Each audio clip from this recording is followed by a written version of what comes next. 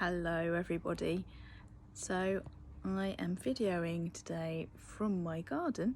Just got home and it's the day before we break up for the summer. So I wanted to make a really quick video to say to you that I am so proud of how everyone has come through this year and the year before.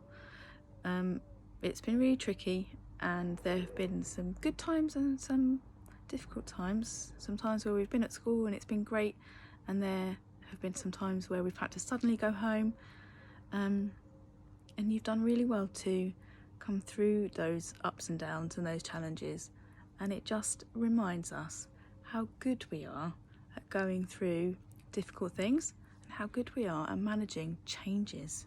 So well done to you. I hope you all have a lovely, safe summer, and for children who are coming back to school in September, I can't wait to see you again in September, nice and fresh, ready to go in your new classes.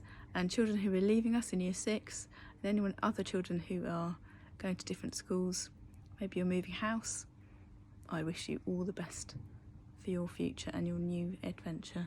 Take care everybody.